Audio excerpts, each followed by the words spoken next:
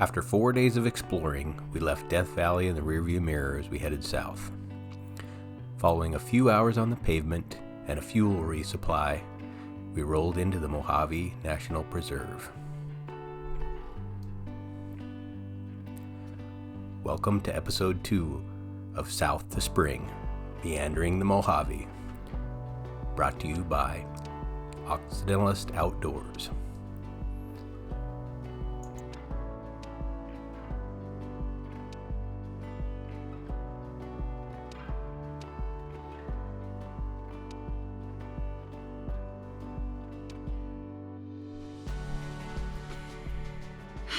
Well, we made it to our next stop, and kind of funny, there's more snow here than there is at home at the cabin in Idaho. Which is to say just a little skiff, but we're up a little over 5,000 feet, I think, in the Mojave National Preserve. So we left Death Valley today and refueled in Baker for the bargain price of $5.19 per gallon. Mm-hmm. Yeah. And cheapest place that we found, right? yeah, we did see it as high as $6, so $5.19 is a great bargain. And we're up in the Mojave now. We plan to go for a hike. We'll take you out and show you some of this awesome country we're in. And we're not moving anywhere tomorrow except for by foot. And so we'll just be hanging out and showing you the country. But it's, in the little bit of time we did walking around here, it's absolutely beautiful. It is, even though there was a fire here recently sometime. Last year, There 2023. Yeah. So yeah, it's parts of this country are a little fried, the pinyon pine and Joshua trees. Yeah, the Joshua trees down lower, and then actually some live oak as well. But there's enough of it alive where hopefully it'll reseed. So anyway, we'll take you for a tour tomorrow. We'll see you out on the trail.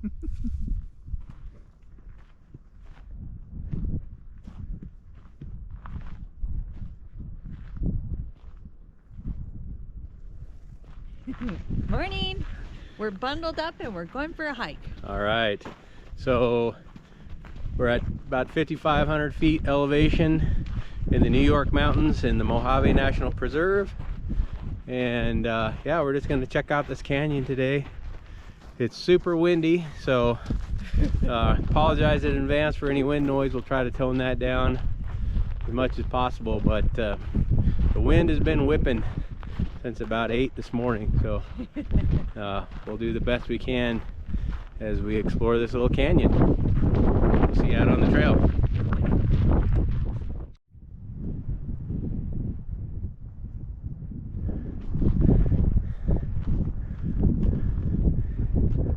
Searching for Bigfoot.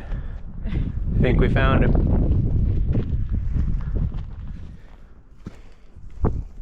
Wow, check out this juniper stump.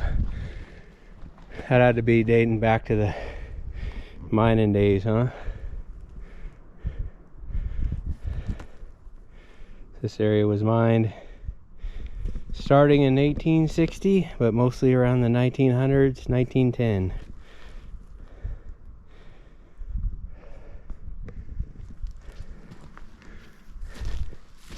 Right alongside an old mining road that went up to one of these mines. They mine copper up here.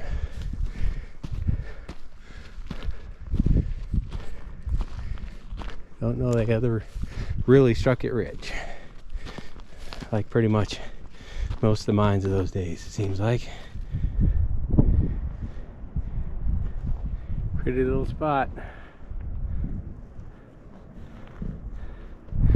Single leaf pinyon pine is the pine here.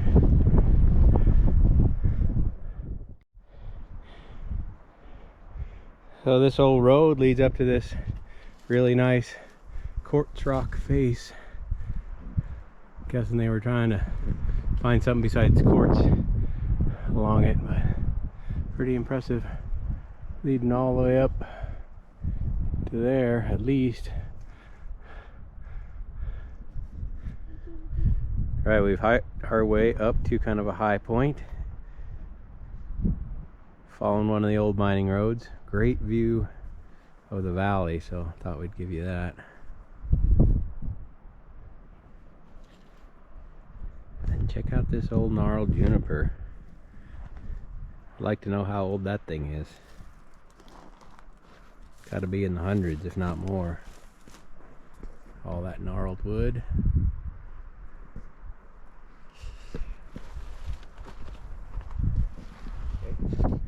Some beautiful rock.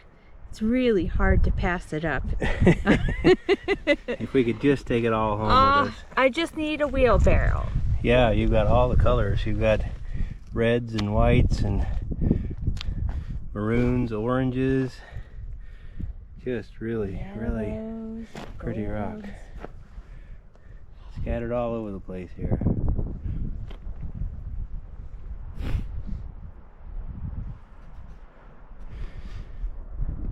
I guess we'll just enjoy it and move on.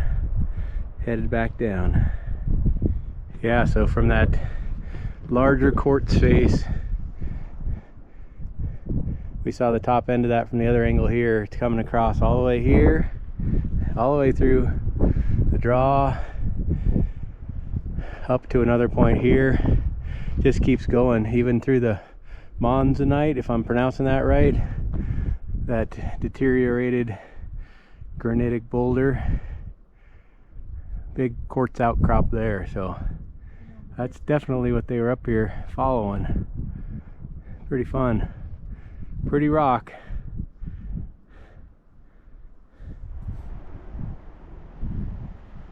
Nice coarse crystal there. All kinds of little pieces scattered about.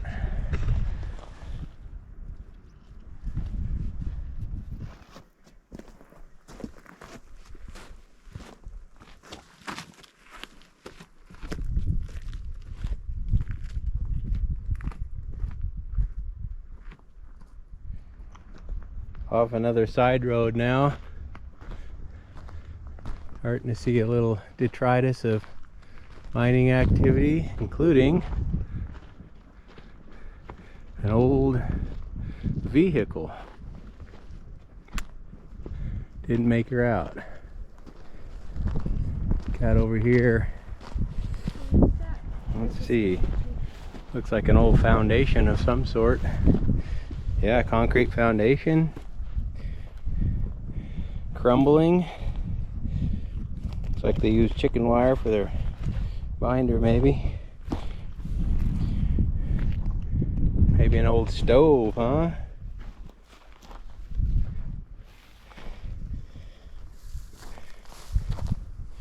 Yeah, an old gas stove. Got the gas burner in it.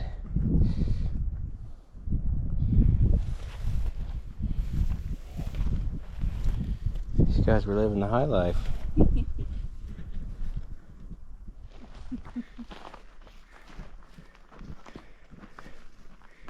Not up on my antique cars.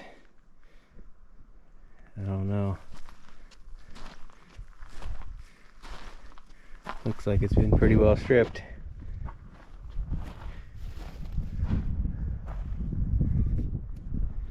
Looks like dates are correct in the book we've been reading about this, with the end of activity, most of activity in 1908, but this was 1906. It looks like possibly an old water cistern.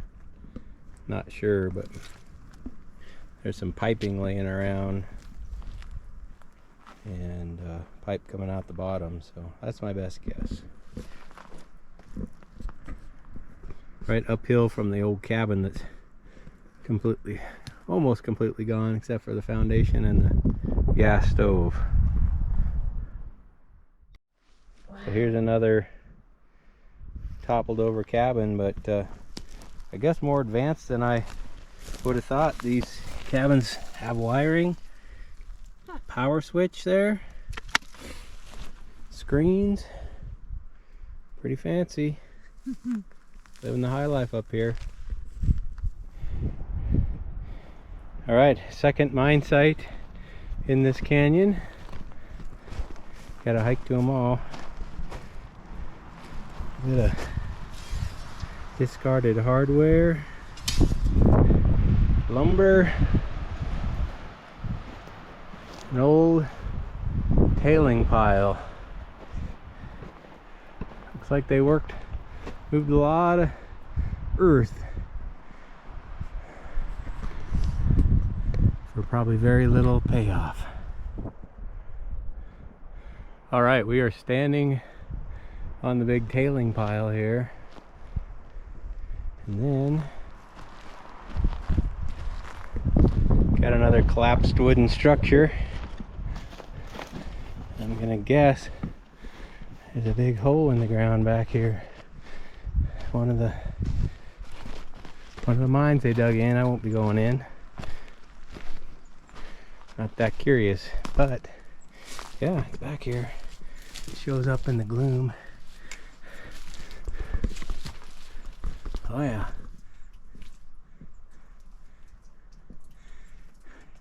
Not standing up straight in that thing. That looks miserable. Hands and knees would even be a struggle. Wow.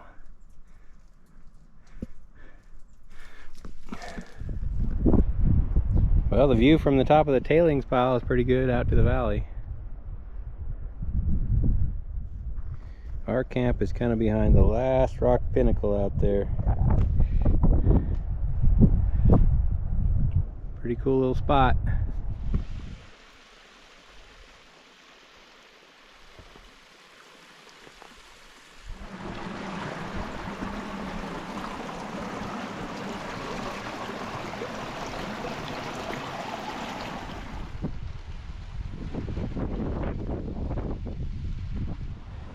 Right, not sure you can pick it up, but I think we must be getting close to the main mine up here because starting to see all the copper in the rock. All right, finally we made it. Put that in the sun a little bit. There we go. There's color in them there rocks. All right, we made it up to the upper mine site.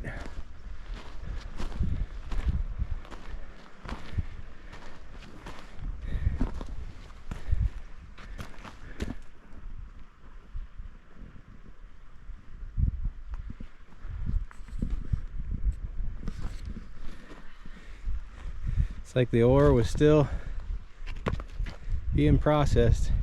We walked away and it all crumbled.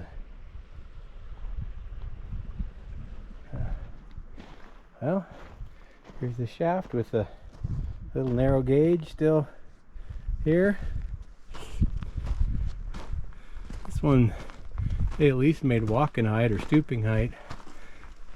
Cribbed up with a juniper pinion, maybe a few dimensional boards. Yeah. We've completed our upward ascent of the canyon, kind of toward around the mine site, and so Yeah, it looks like an occupation I wouldn't have wanted to do. yeah, lots of hard work, but beautiful canyon. If anything else, just the old growth pinon pine and mixed with the scrub oak and manzanita and all the other shrubs up here is really pretty, mixed in with the rocks. Yeah, the rocks. Don't forget the rocks. Lots of nice rocks. And water flowing. Yeah, amazingly a stream up here that's flowing really well. So who'd have thought in the Mojave Desert, huh? Who'd have thought? Been a pretty good day. We're headed back down the hill. We made our way down the trail and back to camp and enjoyed one more quiet night in the canyon.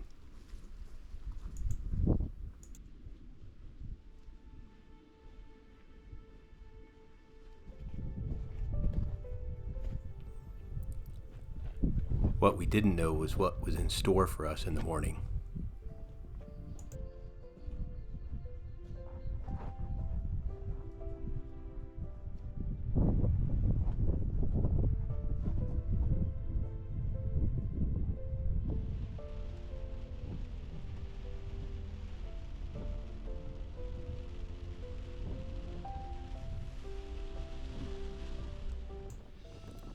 By the time we were packed up and moving the next morning, yet another atmospheric river had flowed into the California desert. The dry, sandy roads quickly turned to mud as we moved to another part of the preserve to explore.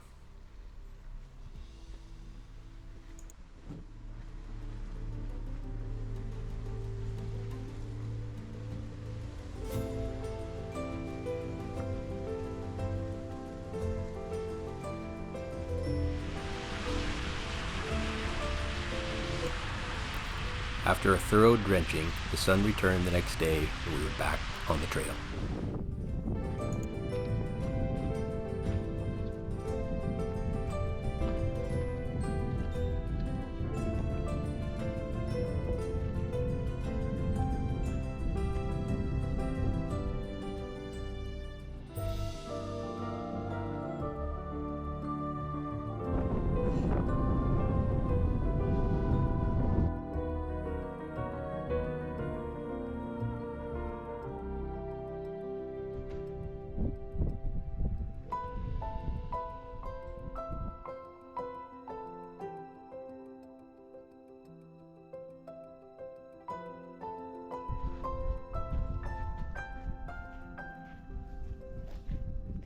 Can you hear the chuckers behind us? Kind of fun. All right, yeah, chukar and quail out on the trail here today. We're day 4 out on the Mojave National Preserve. Day 3 was a rainy one, so not much there except for changing locations. And the roads out here, even though they look sandy, super muddy, huh? Yeah, no doubt. So anyway, we're out today. Front passed through this morning with one last grand rainstorm, and all we've got left behind it is the wind and the trail and the birds out here on the Barber Peak Trail. So Wait, there's cows too. oh yeah, there are a couple cows, so yeah, be prepared.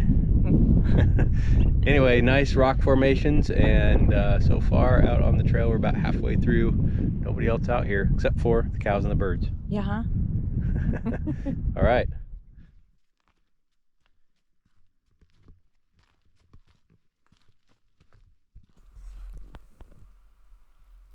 As we approached the end of the trail, we knew there was a segment that might be a bit of a challenge. This segment is referred to as the rings. We approached what appeared to be an impenetrable rock wall, and following the trail led us to the hole in the wall.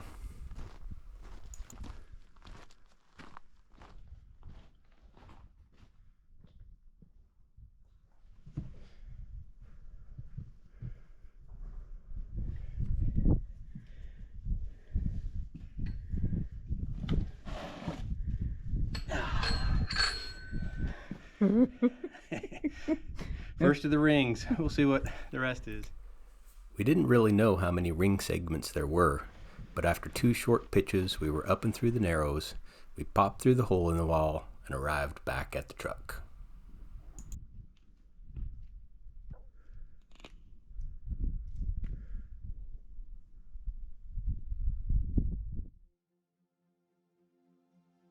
After our hike at Hole in the Wall, we repositioned to another part of the preserve near the Granite Mountains. With the big rounded boulders, diverse vegetation, and a stunning view of the mountains, this was a top location to stumble into a stellar, dispersed camp.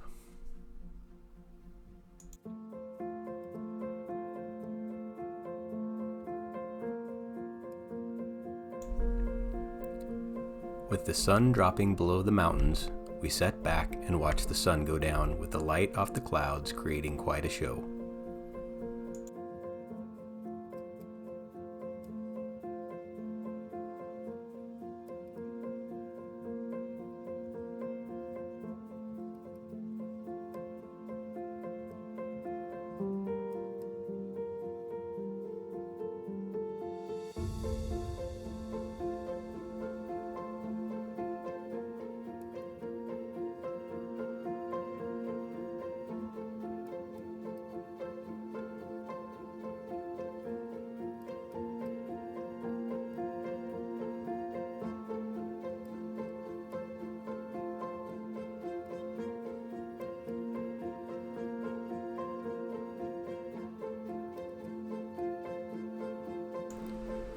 The stars put on a pretty good show as well, with the help of a nearly full moon to light up the landscape.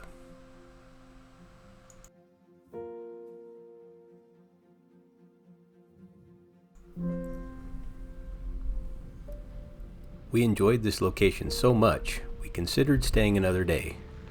But ultimately, we decided to move on, so we packed up and hit the trail.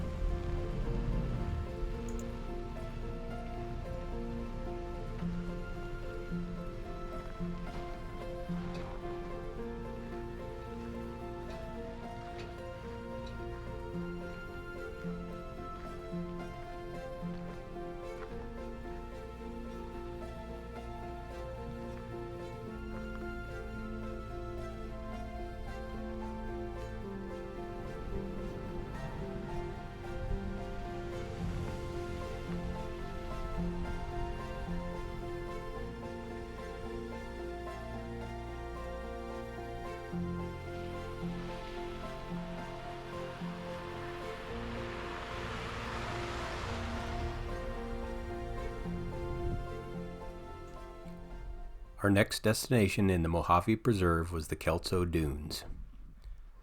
Rising 600 feet, the dunes provide 360 degrees of views if you're persistent enough to get to the top. Out in the distance, the Providence Mountains provide a rugged, rocky contrast to the sandy dunes in the foreground.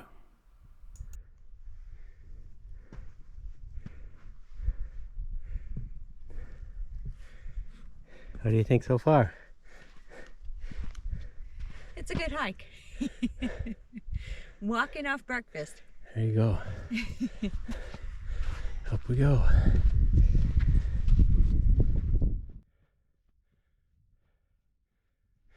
Top of the hill.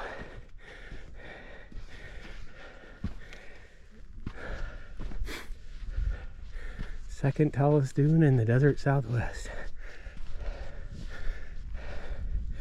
Pretty decent climb. Whew. Let's see. Right out there is the truck. Can you whistle for it? I can whistle for the truck, but I don't think it's going to come up. Great view of the Mojave. Out to the north, Soda Lake, Zix, the Old Dad Mountains. Pretty awesome.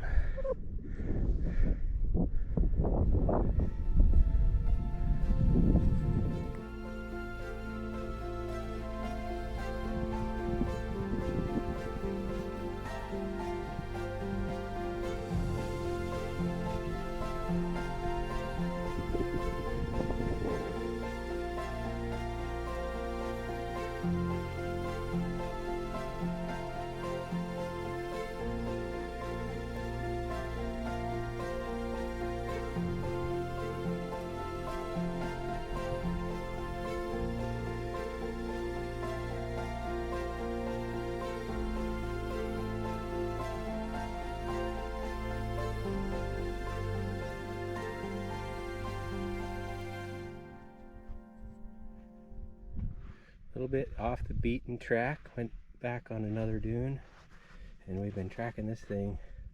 Looks like a little kit fox came along. You can see the prints there. That's my best guess. It's a good one. Cutest little things.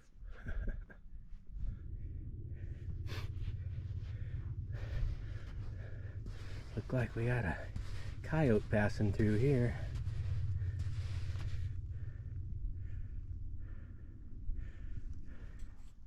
New track in the sand. Looks like a snake came by. If you can pick that up, right in there. Little guy probably, huh? Or this didn't leave much of a mark. Here's another little track over here. We finishing up this hike. Nice hike at Kelso Dunes. Yeah? Good call. Yeah. Saw a little bit of signs of life, and it's been raining, so the sand was kind of firm. It was kind of fun to be on something besides just the dry sand. So I'd also recommend, if you're out here, circle around to some of the other dunes besides just the tall one, and maybe get off the beaten track a little bit, see something different than everybody else. I agree. Yeah. All right, we're gonna continue on. We'll see you at the next stop. We spent our last night in the Mojave Preserve amongst the lava beds and cinder cones dotting the northwest portion of the preserve. Providing an example of the diversity of this landscape, the lava was quite a contrast to the granite boulders and mountains we had camped in the night before, just a few miles to the south.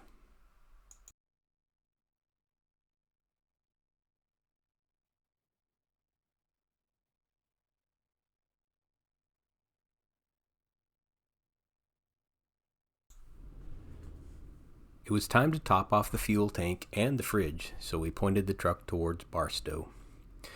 This was our last day in the Mojave National Preserve, but we weren't done exploring the Mojave Desert quite yet. Check out episode 3 to find out where we were headed next. Thanks for watching part 2 of South to Spring, Meandering the Mojave. If you enjoyed this video, be sure to subscribe to the channel so we're sure to see you on our next adventure.